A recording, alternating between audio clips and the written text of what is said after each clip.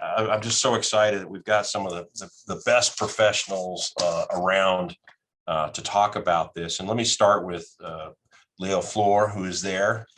Leo, great to see you, my friend. And let's go ahead and switch the slide to Leo's picture, if we could. There we go. Look at that. I love it. So Leo is the director of the Department of Community and Human Services at King County. Under his leadership, DSHS has handled affordable housing, homelessness, behavioral health, veterans, seniors, and persons with disabilities. And I can tell you that man right there has been working really hard over the last 14 months. His agency is so incredibly busy. It's just incredible how this pandemic has laid bare the services that we provide and are needed in our community. He's worked hard to administer the Best Starts for Kids levy, the Veteran Seniors and Human Services levy, the MID, which you'll hear a lot about. Again, that's mental illness and drug dependency, behavioral health programs, and Health Through Housing Initiative, which will begin this year. His first career was 8 years as an airborne ranger, qualified U.S. Army infantry officer, including deployments leading a platoon in Iraq and commanding a company in Afghanistan. And I think that military training has served him well in the challenges we are serving today. He holds a bachelor's degree from the United States Military Academy at West Point and a JD and master's degree from the University of Washington. So Leo, welcome. Thanks for being here so very much, and very interested to hear what the next sets of priorities are for your department. Thanks, Councilmember. And also just to thank you for convening and hosting this conversation. This is, I think, one of the first things that I learned in coming into the field of human services is the importance of connection. And I know that there are a lot of versions of this saying, but that the opposite of addiction is connection. And I think you said it, we don't leave folks behind in King County. It echoes very clearly on another part of my experience that you mentioned in the Army, where you don't leave folks behind. And that's the same ethos that I think we need to bring forward, maybe in a less militant way, as we're talking about what it means as a community to really stick together and to show folks who have conditions, medical conditions, that we're going to work to support them and that you matter. And so I really am grateful for your leadership, Council Member, in convening this conversation. I know this gets into a roundtable, so I'll just real quick talk about a couple of things that we're working on right now. One is, so DCHS, the agency that I have the privilege of working for, it's the Mental Illness and Drug Dependency Sales Tax, what we call our Emergency Crisis Response System. This is things like the designated crisis responders, and then the Medicaid funded behavioral health system. And those are the big three parts that sort of work together so that we can go out and, primarily for folks who are Medicaid eligible, provide services in the community that we're really hoping to address crises as they come up, but also more and more to prevent crises and to even get back in front of prevention and really work on things like anti-stigmatization, which is another thing that the council member is leading really strongly on, so that we are sort of recognizing the humanity of other folks in our community. And it's not that a person is whatever label we want to put on them, but that they are a person, they're experiencing a condition, and it is our connection to them that ultimately is going to allow us to then layer on some of the cutting edge treatments that we know can work. So without getting into what we'll talk about a little bit more, as we go forward, one of the things that we're really excited about is the behavioral health system overall works really well for people who know how to access it. So if you know how to get in, if going to a provider at an appointed time in an appointed location works for you, the behavioral health system has a lot of technology, a lot of wisdom, and it can really be useful. But what we start to see is that the behavioral health system becomes less accessible for some folks, and that's where we really start to see gaps opening up. And so in some cases that has to do, for example, people experiencing homelessness. One of the things that we really see is that in order to provide services for folks who don't have that stability of a home, we really have to figure out ways to get services out to them. Another place that we see services not working particularly well is where we have things like language access barriers, where a person might not be able to understand what's available to them. And then yet another place where we see that we don't have the access that we need and we should is in the rural parts of King County.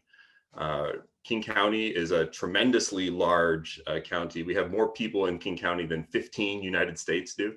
And as a consequence of that, we've got some of the, one of the largest cities in the United States. And we also have really remote rural areas. And we are working very hard now to close a gap that we see. And Councilmember Dunn has been a leader on this as well. That we need to be able to get services out into the rural areas so that we can provide services. And we have some community engagement that's going on. The council member has asked us to report to his committee soon, and we'll be coming back with some proposals about how to provide more services for rural residents of King County as well. And so as we take a look at those access gaps, one thing that I think is really telling is COVID has also created an access gap. And so just some stats, in a typical year over the last couple of years, King County funded services will have provided behavioral health services either on the mental health or the SUD side for about 60,000 people. And what we see when we compare 2019 with 2020 is we had a slight reduction, about 5% fewer folks seeking services from King County in 2020 than in 2019. And that is despite what we know was significantly increased need. And so that is an indicator to us that there's something about the way COVID is working. And I think it's, some of it's obvious, people not leaving home, people quarantining, people not wanting to go to places where the people are, that has reduced access for some folks. But we also know that we're not going back to the way it was. I don't think the world is ever going to look the way that it did in December of 2019 again. And so our question now is, knowing what the world is going to look like going forward, how do we create more access to services for folks who aren't going to want to go to a crowded provider in all cases? A lot of folks, I think, have missed being able to be in a group with other humans in real time. And for other folks, being able to be in a group virtually as we are today has actually been something that they found really helpful. So how do we create space for both of those models so that both of those can be the way that our system works going forward? And then the last thing that I'll just mention here in terms of things that we're working on is the integration of behavioral health services with things like housing. One of some of the work that the council member alluded to that we had the privilege of doing for the community over the last year is operating our county's isolation and quarantine facilities, where people who don't have a home that they could safely isolate in could go and do isolation for COVID. And we designed that system without on-site behavioral health care. So we thought that this was going to be a 2-week stay, that we were going to provide medical care for folks, supervision for folks, and that they would recover and then leave. And what we quickly found is that in order to be successful, we had to have as much or more behavioral health care on site as we did for the medical sort of physical healthcare component of it. And beyond that, we really actually had to step up our game on the substance use disorder side of the behavioral health system and ensure that we were providing those services on site. And what that sort of realization has allowed us to do is to now take a look at our whole system and see that where we're providing housing for folks, where we're helping folks get their own housing, where we're providing employment, where we're providing any of the other services that the Department of Community and Human Services has the privilege of providing, that we actually have to take a look at how we integrate behavioral health care, substance use disorder, and mental health care on both sides of that, and making it so that people realize that it's okay, that we want you to identify where you need help, and we want to help you because we're not going to leave you behind, as the council member said, and you matter. And I think that's one of the beautiful things about today's conference is how can we bring everyone together, get that one message across, but then also provide some details about how to access services. And so one thing you'll see is Kelly Nomura will follow me here briefly, and she'll have a map of exactly where you can go to access substance use disorder services across the county. And then we also have on this panel, Heather, who is an expert in her own right on where you can access and how recovery services work. So That's my quick spiel there, council member, and thanks for having us today. Leo, thanks for those kind words, and I appreciate that. I know all the incredible work that you are doing and Executive Constantine is doing, and the leadership of your agency is so very important. One of the things that I get asked frequently is, who should I be talking to? Who should I look to? And, of course, nobody really knows exactly where. It's not like we have a, substance use disorder czar in the state of Washington or in King County. And so appreciate your leadership. And Heather Venegas is going to be talking about her work with the King County Recovery Coalition and their mission of helping victims recover.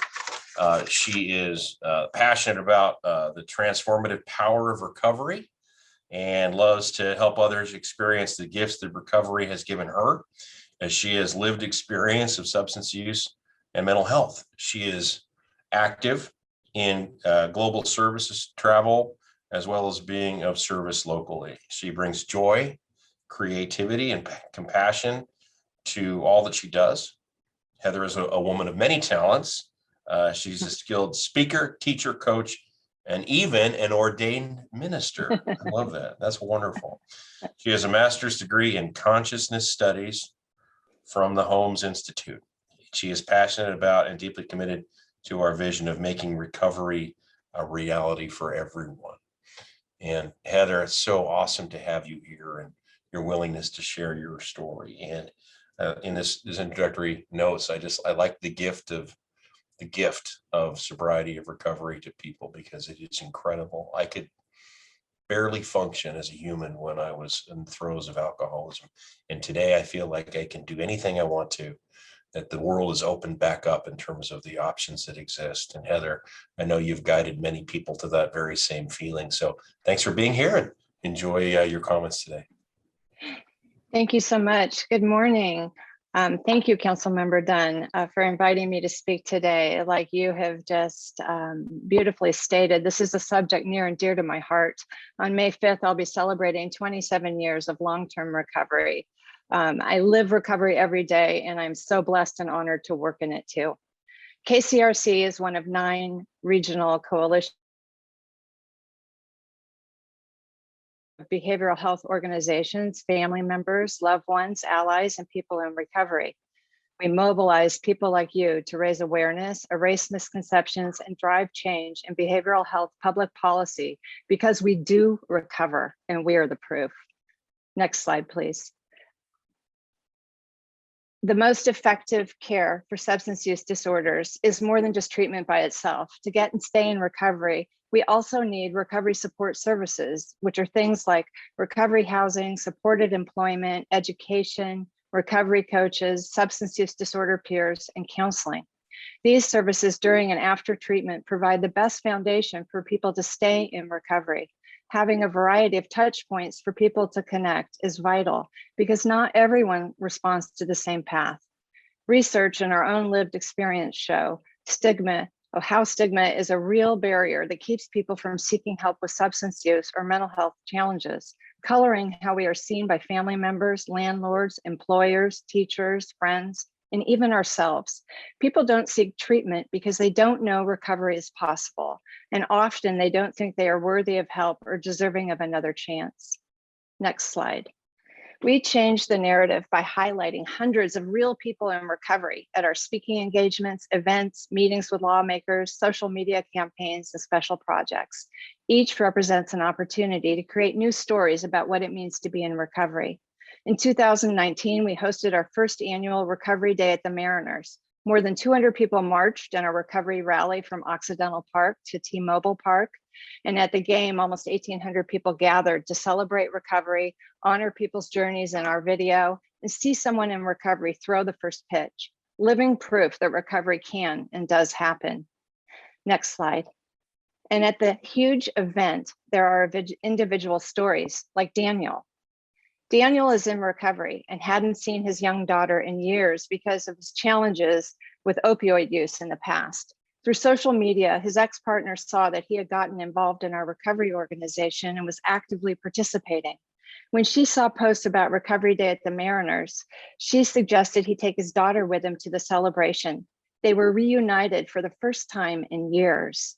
The day of the game, trying to return home, Daniel was stuck in traffic for hours. He stopped at the last gas station before the pass, and when he got out, someone was experiencing an opioid overdose.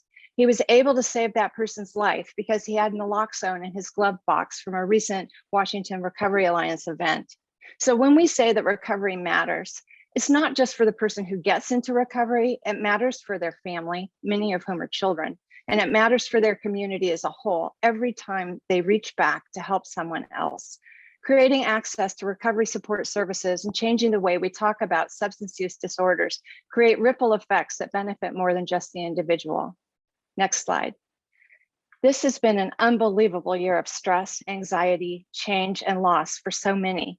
In an effort to provide the connection and content our community needed, we began KCRC Presents, a monthly virtual guest speaker series featuring behavioral health and recovery topics. Much to our surprise, people all across the United States and Canada attended them, as many as 200 per event, demonstrating that desire to gather and connect and share in community. One of our speakers was Erica Barnett, who you'll hear later today. We discussed her book, Quitter, and importantly, she dispelled the myth of rock bottom. This session sticks with me not just because Erica is a talented writer and a brilliant sharer, but also for one of the comments that showed up in the chat that day. Someone said, I used to attend AA and NA meetings even though I was still actively using, just to listen to other people's stories and know that recovery could be possible for me someday, even if I couldn't do it right now. We get to choose what kind of message we send to people. Just the message that recovery is a possibility can bring hope to people navigating substance use struggles. Next slide. When it became clear that there would be no Recovery Day at the Mariners and other events due to COVID this year, KCRC started Gratitude for the Frontlines project to honor our incredible behavioral health frontline workers in King County. We asked people to nominate a behavioral health frontline worker or organization they wanted to express gratitude and appreciation to. We would send the nominee a care package and our sincere thanks. Since November, we have received over 70 nominations from agencies, coworkers, clients, families, loved ones, and colleagues, each a powerful testament to the heart, compassion, kindness, courage, commitment, and special gifts of this person or organization. Last week, we took a gratitude lunch to Recovery Cafe and 17 of its frontline staff who had each been nominated. Next slide. As I read their stories aloud, I recalled the Buddhist concept of the Bodhisattva. The Bodhisattva is one who obtains liberation and enlightenment, then free to move on to nirvana, to enjoy a state of bliss, but yet chooses to remain on earth and to help all who are suffering so that all may achieve that liberation and enlightenment. To me, this is what a peer is, a bodhisattva. Someone who has that lived personal experience, that deep understanding, compassion, and knowing, who walks shoulder to shoulder with someone on their journey, providing hope, helping, showing what is possible, modeling that, and providing guidance, support, and hope, each in their own unique way. Dana from the Peer Seattle is a good example.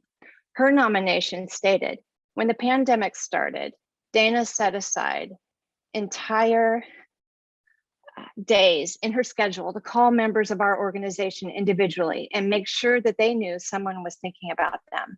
Dana has the rare quality of really listening. When you speak to her, she is right there in the moment with you, accompanying you in your feelings and experiences. She makes you feel important to her. She helps you know that you are not alone. If Dana's interactions with our members were not enough to show her willingness to go above and beyond in order to serve others, then her tireless efforts in the state opioid response program ought to paint the picture.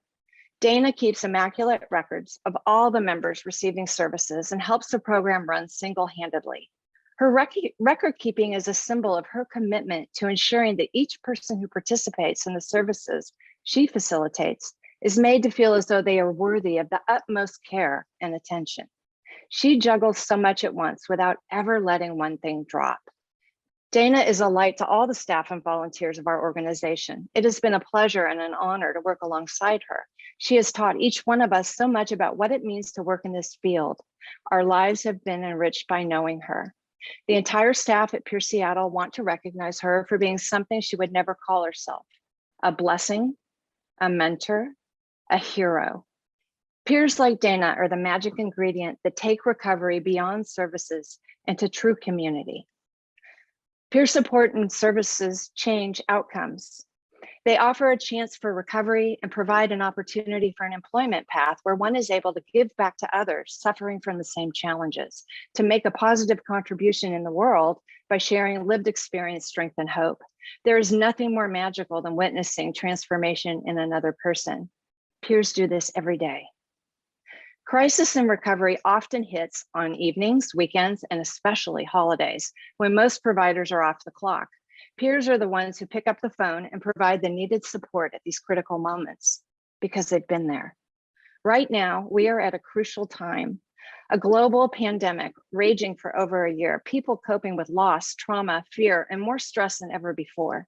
These unique stressors are already resulting in a rise in suicides, people in recovery tempted to relapse, increases in overdose, and our entire world hit with conditions like anxiety and depression. Next slide, please. Those among us with substance use and mental health challenges are hit especially hard, and many of us have leaned on peers to get through it with our recovery and resiliency intact. This is a time to value, appreciate, protect, and invest in the behavioral health services available to us in King County, and to increase these services as the needs of our community continue to expand. I invite you to join our recovery movement and march with us to Recovery Day at T-Mobile Park on Sunday, September 12th. Together, let's make recovery the epidemic. Thank you. Outstanding. Heather, thanks for that presentation. And I heard September 12th, is that right? That's right. It's a Sunday. Fingers crossed we'll all be able to gather there. Yeah, I feel pretty good that we will. Mariners going to be pretty good this year, so that sounds great. Appreciate your leadership on that and being so inviting and welcoming for people. And I was proud to appear in that We Are Recovery video that was shown at the last or at the game, I guess, a few years ago. But anyway, thanks, Heather.